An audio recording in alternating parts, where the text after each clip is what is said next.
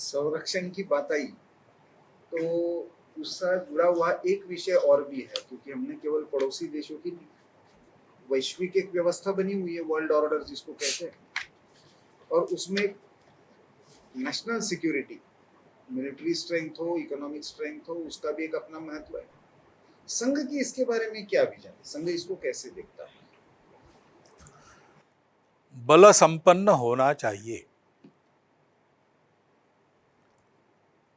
प्रार्थना में अजय्यांच विश्वस्य देहीश शक्ति, हमें कोई जीत न सके इतना सामर्थ्य। सुरक्षा कहने के बाद सभी सुरक्षा, अन्न सुरक्षा से लेकर सारी बातें आती हैं। उन सब मामलों में हमको इतना बल संपन्न होना चाहिए, और असली बल तो अपना बल होता है, इसलिए स्वनिर्भर होना चाहिए। इन सुरक्षाओं के मामले में हम किसी पर निर्भर नहीं है, हम अपनी सुरक्षा कर लेंगे। कोई हमें जीत नहीं सकेगा, सारी दुनिया भी मिलकर हमको जीत नहीं सकेगी। इतना सामर्थ्य संपन्न हमको होना ही है, क्योंकि विश्व में दुष्ट लोग हैं,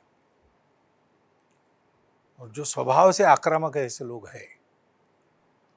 तो सज्जन व्यक्ति केवल सज्जनता के कारण सुरक्षित नहीं रहता, सज्जनता के साथ शक्ति चाहिए, और केवल शक्ति भी सुरक्षित नहीं रखती, वो आदमी का अधःपात कराती है, इसलिए उसके साथ सज्जनता चाहिए।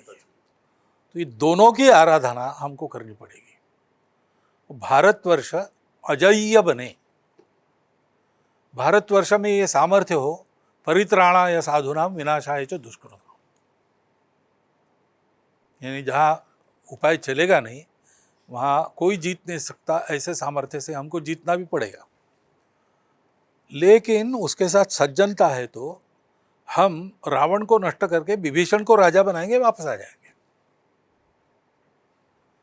और ये सारा हम सारे विश्व के कारोबार पर हमारी छाया पड़े इसलिए नहीं करने वाले हैं, सबका जीवन निरामय हो, समर्थ हो, इसलिए करेंगे। तो ऐसा सामर्थ्य हमको प्राप्त करना ही पड़ेगा, उसके सिवाय तरणोपाय नहीं है।